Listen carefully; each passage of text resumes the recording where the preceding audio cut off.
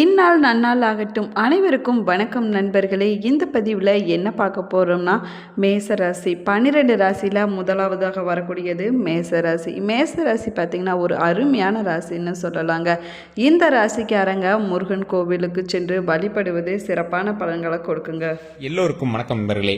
மேஷராசிக்காரங்க இந்த வீடியோவை பார்த்துருக்கீங்க அப்படின்னா நான் சொல்லக்கூடிய ஒரு மந்திரத்தை மறக்காமல் கமெண்ட் செக்ஷனில் 3 டைம் பதிவிட்டுட்டு, அதே மாதிரி இந்த வீடியோவில் சொல்லக்கூடிய மந்திரத்தை தினம் தினம் ஒரு 3 முறை நீங்கள் உங்களோட நாவால் உச்சரிச்சிங்க அப்படின்னா மிகப்பெரிய நன்மை கிடைக்கும். அந்த மந்திரத்தை அப்படியே சொல்கிறேன், அதை அப்படியே நோட் பண்ணிக்கோங்க.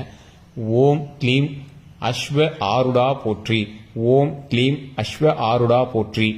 ஓம் க்ளீம் அஸ்வ ஆருடா போற்றி. இந்த மந்திரத்திற்கான பலன் என்ன, இது ஏன் நீங்கள் சொல்லணும் அப்படிங்கிறத இந்த வீடியோவோட முழுமையாக பார்த்தீங்க அப்படின்னா உங்களுக்கு தெரிஞ்சிடும். எவ்வளோ பெரிய பாசிட்டிவான வைப் உங்களுக்கு கிடைக்கும், இதன் மூலமாக எவ்வளோ நன்மைகள் கிடைக்கும் அப்படிங்கிறது இந்த வீடியோ பார்க்கும் போதே உங்களுக்கு தெரிய ஆரம்பிச்சிடும். ஸோ இந்த வீடியோ ஸ்கிப் பண்ணாமல் பாருங்கள். நிறைய பேர் தனிப்படையான ஜோதிடம் பார்க்கணும் அப்படின்னு ஆசைப்பட்டீங்க. கீழே ஃபோன் நம்பர் கொடுத்துருக்கேன். உங்களுக்கு எந்த வித சந்தேகமாக இருந்தாலும் சரி, திருமண வாழ்க்கையில், கல்யாண வாழ்க்கையில், வசிய பிரச்சனையில், இந்த மாதிரி எந்த விதமான உங்களுக்கு ப்ராப்ளமாக இருந்தாலும் சரி, பண பிரச்சனை, மன ரீதியான பிரச்சனைகள், எந்த பிரச்சனை இருந்தாலும் அந்த பிரச்சனைகள் எல்லாத்தையும் வேரோட புடுங்கி எறிகிற அளவுக்கு அவ்வளோ ஒரு தத்ரூபமான ஒரு ஜோதிடனுடைய நம்பர் கொடுத்துருக்கேன். நிறைய அரசியல் பிரமுகர்களும் ஜோதிடர்களும் ஆசானாக இருக்கக்கூடிய இவர்கிட்ட தான் பயிற்சி பெற்றுட்டு இருக்காங்க. அது மட்டும் இல்லாமல் சமீபத்தில் வந்த திரைப்படத்தில் இருக்கக்கூடிய இசையமைப்பாளரும் அந்த படத்துடைய டைரக்டரும் இவர்கிட்ட தான் ஜோதிடம் பார்த்தாங்க. அவருக்கு ரெக்கமெண்ட் பண்ணது அந்த படத்தில் நடித்த நடிகர். ஸோ அந்த அளவுக்கு எல்லாமே விஐபிஸ் தான் இவங்ககிட்ட பார்த்துட்டு இருக்காங்க. ஸோ விஐபி தானே பார்க்குறாங்க, அப்போ அதிகமாக அமௌண்ட் கேட்பாங்க அப்படிலாம் நீங்கள் பயந்துக்கு தேவையில்லை. ஃபோன் மூலமாகவே உங்களுடைய பிரச்சனைகளை சால்வ் பண்ணிக்கலாம். ஒரு மிடில் கிளாஸ் மனிதனுக்கு எந்த அளவுக்கு பார்க்க முடியுமோ அந்த அளவுக்கு தான் அவங்களும் அமௌண்ட் சொல்கிறாங்க.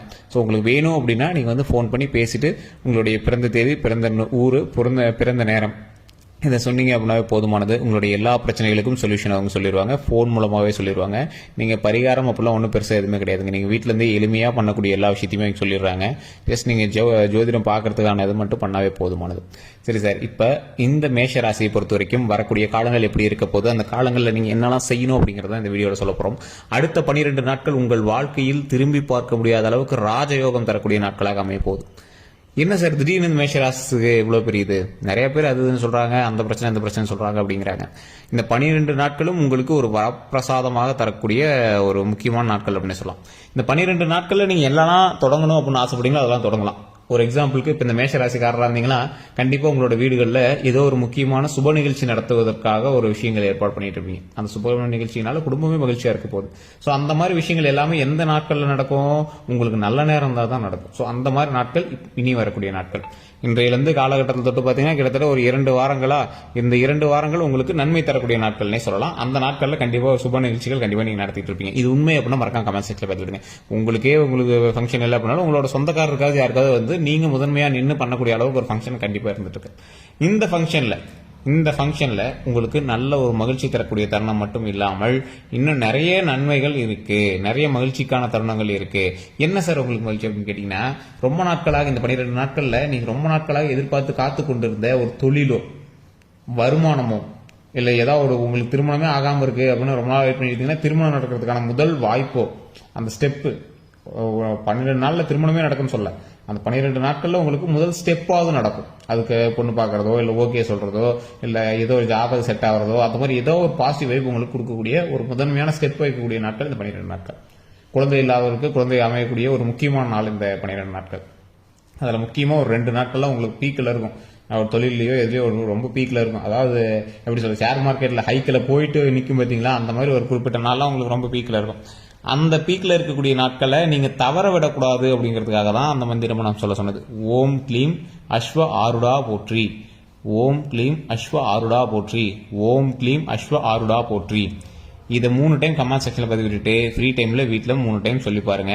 எப்போ ஃப்ரீயாக இருந்தீங்கனாலும் சொல்லி பாருங்க. உங்களோட வீடுகளில் நீங்கள் அமைதியாக இருக்கக்கூடிய இடத்துல, உங்கள் பணம் வசிக்கக்கூடிய இடத்துல நீங்க சொன்னீங்க அப்படின்னா இன்னும் ரொம்ப நல்லது. இது எதுக்கு சார், இது என்ன மந்திரம் அப்படின்னு கேட்டீங்கன்னா, இது செல்வம் தருவதற்கான ஒரு முக்கியமான மந்திரம். இந்த 12 நாட்கள் உங்களுக்கு திருமணத்துக்கு குழந்தைக்கு எப்படி இருக்கு அப்படிங்கிறது ஒரு பக்கம் 70% இருந்தாலும் செல்வம் சேருவதற்கு ஒரு சூப்பரான ஒரு நாள்.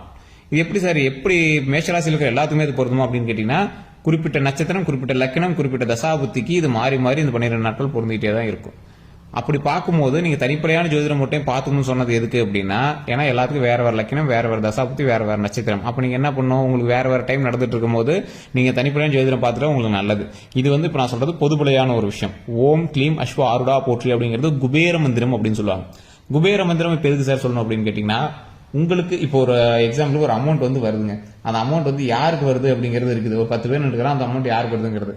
அதில் யார் அதை ஈர்க்கிறாங்க, அந்த மந்திரத்தை சொல்லி யார் இருக்கிறாங்களோ அவங்களுக்கு தான் அது கிடைக்கும். ஸோ அந்த மாதிரி தான் இந்த குபேர மந்திரத்தை சொல்லி நீங்கள் சொல்லும் போது மேஷராசிக்காரர்கள் 10 கோடி பேர் நின்றுட்டு இருக்கும்போது குறிப்பிட்ட ஆளுக்கு மட்டும் அது வர இருக்குது.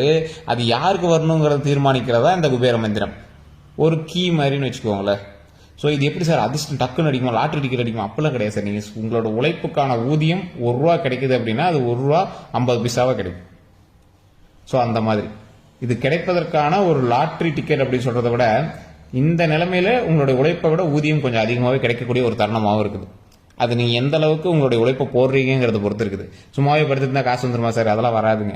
குபேர மந்திரத்தை சொன்னா சும்மா படுத்துட்டு இருந்தா காசு வந்துருமாங்கிறதுலாம் இதெல்லாம் சும்மா ஃபேக். உங்கள் உழைப்புக்கேற்ற ஊதியத்தை கடவுள் கொடுப்பார். குபேரன்கிறது சும்மாவே இருக்கிற ஆள் கிடையாது. எந்த இடத்துலயும் பாருங்க, குபேந்திரன் சும்மா உட்காந்துட்டு இருக்க மாட்டார். சிலையில கூட குபேந்திரன் சும்மா உட்காந்துட்டு இருக்க மாட்டார். நின்றுக்கிட்டு மூட்டையை தூக்கிட்டு வெயிட் தூக்கிட்டு இருப்பார். அந்த பணத்தை கூட அவர் தோல் மேல வச்சுட்டு தான் நிற்பார். ஸோ அந்த மாதிரி ஒரு லட்சுமி கடாட்சம் பொருந்திய மிகப்பெரிய ஒரு ராஜ அலங்காரம் கொண்ட குபேரன் வணங்கும் மந்திரம் தான் இந்த ஓம் க்ளீம் அஸ்வ ஆருடா போற்றி அப்படின்னு சொல்லக்கூடியது. இதை சொல்வதன் மூலமாக பண ஈர்ப்பு அதிகமாகவும், செல்வ ஈர்ப்பு அதிகமாகவும், நகைகள் வாங்குவதற்கான தூண்டுதல்கள் அதிகமாகவும், அதற்கான பாசிட்டிவ் வைப் அதிகமாகும். சார் நகை வைக்கிற விலைக்கெல்லாம் இப்போ எங்கே சார் வாங்குறது? சார் எப்பவுமே நீங்கள் நல்லா யோசிச்சு பாருங்க. இந்த மேஷராசிக்காரர்களை பொறுத்த வரைக்கும் நகை கம்மியாக இருக்கும்போது வாங்கினதோட விலை அதிகமாக இருக்கும்போது தான் நீங்கள் போய் வாங்கியிருப்பீங்க, அந்த வருடத்தில் கணக்கு போட்டு பார்க்கும்போது. ஏன்னா நகை வாங்கணுங்கிற நேரம் அமையும் போது தான் நகை வாங்க முடியும். நீங்கள் கையில் காசு வச்சுட்டு போய் வாங்கணும்னு நினைச்சாலும் வாங்க முடியாது. நிறைய பேர் கையில் காசு வச்சுட்டு வீடு கட்டணும்னு நினைப்பாங்க, கட்ட முடியாது. வீடு கட்டுற யோகம் இருந்தால் தான் வீடு கட்ட முடியும். நகை வாங்கணுங்கிற யோகம் இருந்தால் தான் நகை சேரும். ஸோ இந்த மாதிரி நிறைய விஷயங்கள் இருக்கும். ஸோ அப்படி ஒரு வேளை நீங்கள் நகையை வாங்கிருங்க அப்படின்னாலும் இப்போ பாதி இது பேங்க்கில் தான் இருக்கும் உங்களுக்கு. ஏன்னா பாதி எல்லாமே அடமானத்தில் அது தான் சின்னதை வச்சிருப்பீங்க.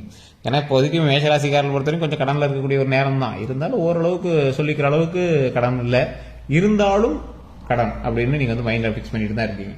பெரிய வருமானம் இல்லை சார், ஆனால் வருமானம் இருக்குது சார், ஒன்றும் லைஃப் அப்படி லைட்டாக ஓட்டிட்டு இருக்கிறோம் சார், ஒன்றும் பெரிய பிரச்சனைலாம் இல்லை சார் அப்படின்னு தான் இருப்பீங்க. இனி வரக்கூடிய நாட்களில் அந்த பிரச்சனைகள் எதுவும் இல்லாமல் நிறைய வருமானமும் கடன் பிரச்சனைகள் எல்லாமே தீர்ந்து நல்ல மகிழ்ச்சியும் வருவதற்கான ஒரு முக்கியமான காலகட்டமாக வரக்கூடிய நாட்கள் அமைய போகுதுங்க. நல்ல ஒரு செல்வந்தராக, ஊரில் மதிக்கக்கூடியவராக, இன்னைத்து காலகட்டத்திலையும் ஒரு பொது சேவையில் இருக்கக்கூடியவராக வாழ்ந்துட்டு வந்துட்டு இருக்கு உங்களுக்கு இனி வரக்கூடிய காலங்கள் இன்னும் அதிகமாக வரும். கௌரவம் அதிகமாக வரும், செல்வம் அதிகமாக வரும், மகிழ்ச்சி அதிகமாக வரும். நிறைய வண்டி வாகனங்கள் வாங்கக்கூடிய நேரம். அதே மாதிரி நிலப்புலம் வாங்கணும் அப்படின்னு ஆசைப்படுறவங்க அதற்கான டோக்கன் அட்வான்ஸ் போடக்கூடிய ஒரு நேரமாகவும் இந்த காலகட்டங்கள் அமையும். டாக்குமெண்ட் ரீதியான விஷயங்களுக்கு கவனம் தேவை. மற்றவங்களோட டாக்குமெண்ட்ஸ் நீங்கள் மெயின்டைன் பண்ணுறீங்க அப்படின்னாலும் உங்களுக்கு கவனம் தேவை. மற்றவங்களுடைய சொத்துக்களை நீங்கள் யாராவது பார்த்துட்டு இருக்கீங்க, லீஸுக்கு எடுத்து பார்த்துருக்கீங்க, வாடகை எடுத்து பார்த்துருக்கீங்கனாலும் உங்களுக்கு கவனம் தேவை. டாக்குமெண்ட் ரீதியான விஷயங்கள், வருட ரீதியான விஷயங்கள், இந்த மாதிரி எந்த ஒரு கணக்குகள் இருந்தாலும் அந்த கணக்குகளுக்கு ஏற்றார் போல சில தொழில்கள் பண்ணுறீங்க அப்படின்னாலும் அந்த தொழில்களுக்கு ஏற்றார் போல கொஞ்சம் பார்த்து பக்குவமாக டாக்குமெண்ட் ரீதியான விஷயங்களில் கொஞ்சம் கவனம் செலுத்துங்க. கல்வி ரீதியான விஷயங்களுக்கு நீங்கள் எதுவும் ஜாதகம் பார்க்க தேவை. 18 வயசுக்குள்ள இருக்கிறவங்களுக்கு அவங்களுக்கு எது விருப்பமோ அதை பண்ணலாம். மற்றபடி தொழில் ரீதியாகவோ இல்லை குழந்தைகள் ரீதியாகவோ திருமண ரீதியாகவோ நீங்கள் வந்து பார்த்துக்கலாம். அதே மாதிரி உடல் ரீதியாக எந்த ஒரு உபாதைகள் தோன்றினாலும் உடனே ஜோதிடத்தை பார்த்து நம்பிட்டு உட்காந்துட்டு இருக்கக்கூடாது. உடனே டாக்டரை பார்த்துடணும். இது ஜோதிட ரீதியாக டிஸ்க்ளைமராகவே சொல்கிறோம். யூடியூப்ல சொன்னாங்க சார், அதெல்லாம் சரியா போயிருன்னு சொன்னாங்க சார், இதெல்லாம் சும்மா. மேஷராசியில் கோடிக்கணக்கான பேர் இருக்கான். ஸோ மேஷராசியில் இருக்கிற அத்தனை பேருக்கு இது வந்து பொருந்துமான்னு கேட்டால் இது பொருந்தாது. ஏன் வீடியோலேயே நாங்கள் தெளிவாக சொல்கிறோம். ஏன் பொருந்தாது?